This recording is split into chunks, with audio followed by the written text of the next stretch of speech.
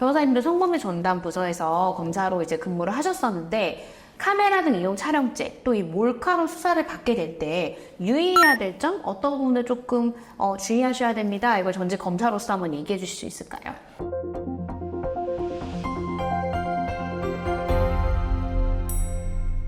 안녕하세요. 여러분의 인생을 지켜드리는 인생변호사 검사 출신 이고은 변호사 검사 출신 김한솔 변호사입니다. 변호사님, 오늘 한번 알아볼 제명이 있지 않습니까? 있죠. 네. 바로 이제 우리가 흔히 카메라 등 이용 촬영죄라고 하는데 사실은 법조인이나 뭐 카메라 등 이용 촬영죄란 말 쓰지 일반인들은 몰카법 이렇게 더 많이 표현을 하잖아요. 네. 그래서 오늘은 실제 용어는 카메라 등 이용 촬영죄지만 우리가 흔히 얘기하는 몰카에 대해서 어떤 죄고 어떻게 처벌이 되는지 등등을 한번 알아보도록 하겠습니다. 성폭력 처벌법에 규정되어 있습니다. 성폭력 처벌법에 규정되어 있고 법문을 살펴보면은 카메라 등 아니면은 이와 유사한 기계 장치를 이용해서 성적 욕망 또는 수치심을 일으킬 수 있는 신체 부위를 피사체, 그러니까 촬영 대상자의 의사에 반하여 촬영을 하면은 성립하는 범죄입니다.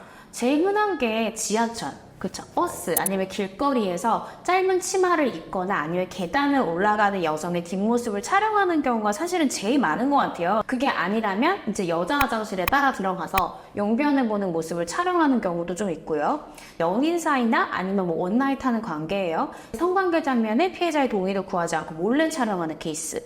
이런 것들이 좀 대표적이라고 할 수 있습니다. 성관계를 하면서 나체, 성관계 장면을 몰래 촬영하는 것이나 아니면 화장실에 들어가서 이제 속옷을 벗은 모습을 이제 몰래 아래에서 촬영하거나 그런 것들은 성적 욕망이나 뭐 수치심을 일으킨다라고 보는데 전혀 문제가 없죠. 네. 다만 이제 문제되는 것들은 치마 입은 여성이 걸어가고 있는데 그거를 카메라로 찍어요.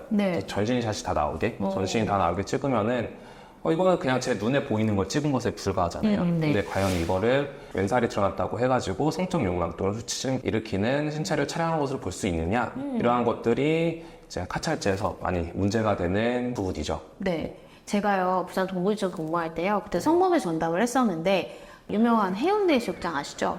여름에 진짜 전국 각지에서 놀러 오거든요.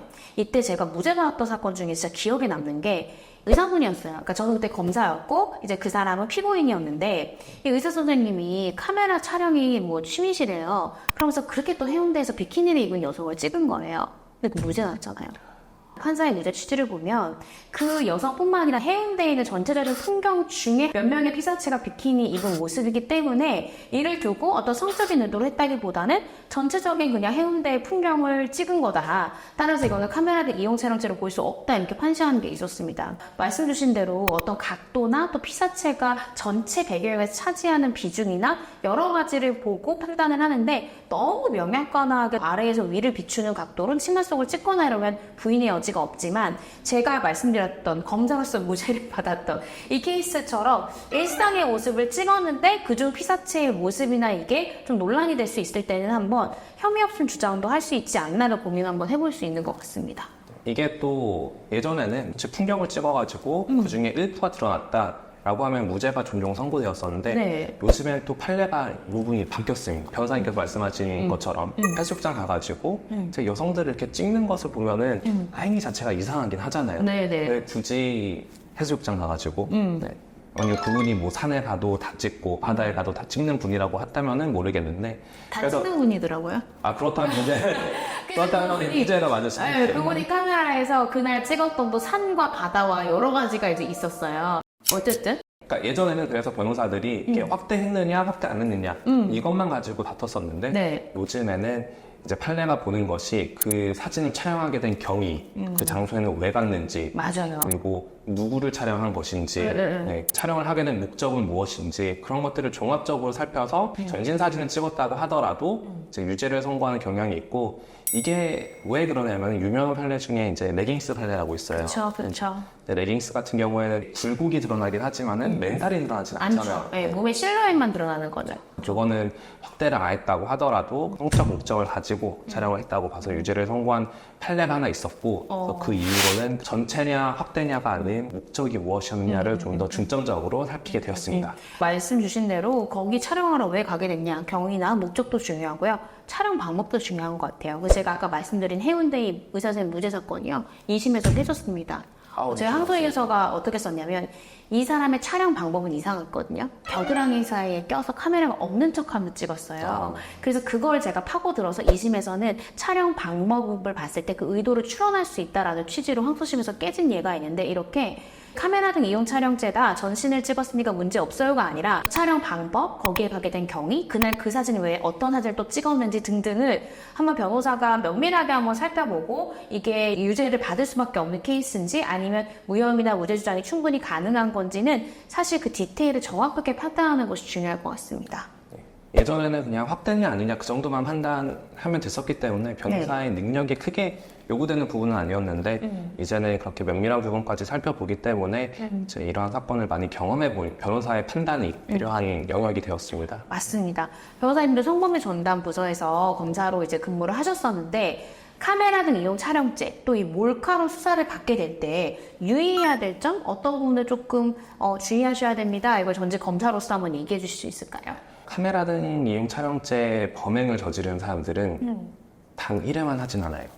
저희 의뢰인들도 그렇고 제가 본사 때 수사했던 그 피해자들도 그렇고 당연히 이제 한 건으로 걸려가지고 이제 입건이 되죠. 입건이 되는데 핸드폰을 항상 압수당하거든요. 그쵸. 근데 그 핸드폰 안에 내용물을 보면은 정말 많은 범죄들, 여죄들이 있어요. 많죠. 네. 그 사람이 걸릴 때는 뭐 치마 아래로 핸드폰을 넣어가지고 찍었다고 하더라도 다른 때는 또 뭐 전체를 촬영하는 경우도 있고, 영상이나 사진의 개수에 따라서 처벌의 정도가 천차만별이기 때문에 하나하나 줄이는 건 정말 의미가 있는 거고, 이제 그 하나하나를 보아서 어떤 것은 법리에 따라서 카메라 등 이용 촬영죄가 성립하지 않는다는 것을 구분해서 주장을 잘 할 필요가 있죠. 네, 맞습니다. 그러니까 포렌즈 과정에서 그 선별 작업에 변호인의 도움도 굉장히 필요하고, 만약에 수사 단계 때 도움을 못 받아서 이게 통으로 기소가 됐다라고 하면 이 법원 단계라도 변호사가 한 영상 한 사진 보면서 혹시나 일부 무죄라도 다툴 수 있는 게 있는지를 좀 면밀히 보는 게 되게 중요할 것 같습니다. 한 장, 얼마 안 될 10장 이하에, 또 그리고 뭐 동일한 기회에 촬영한 그런 몰카 사진인 경우에 피의자가 초범이고 피해자랑 합의가 됐을 때는 조금 빠르게 변호를 통해서 피해자와 좀 접촉을 하셔서 합의를 진행을 해본다던가, 아니면 내가 한 번은 우발적으로 했지만 다시는 그러지 않겠다라는 의지를 보여줄 수 있는 양형 자료 등을 좀 모아서 변호인 좀 적극적으로 한번 변론을 해서 기소유예 선처를 받는 것이 가장 좋고요. 만약에 그렇지 못하다, 어쩔 수 없이 기소가 됐다라고 하면 카메라 등 이용 촬영도 성폭력 범죄잖아요. 신상정보 등록의 대상자가 됩니다. 그러니까 가벼운 벌금형도 성범죄로 신상이 등록이 되면 국가의 최소 10년을 자신의 이제 레코드가 성범죄자 리스트에 올라가는 거거든요. 그래서 이런 부분들을 아셔야 되고, 또 구공판 됐을 때 성범죄자 신상정보 공개 고지 명령, 또 취업 제한 명령, 이런 것들을 굉장히 걱정하실 수 있습니다.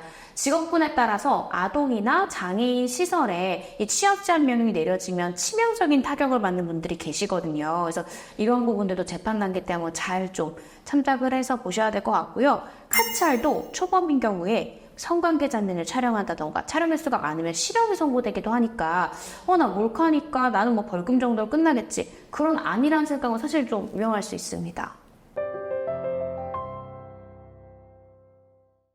오늘은요, 우리 몰카 범죄에 대해서 한번 살펴봤는데요. 요즘 판례의 경향이 어떻게 바뀌고 있는지, 그래서 변호사에게 어떤 도움을 받을 수 있는지, 첨부할 수 있는 어떠한지까지 저희가 잘 설명을 드렸습니다. 이 영상 유용하셨다면요, 좋아요와 댓글 부탁드리겠습니다. 감사합니다. 감사합니다.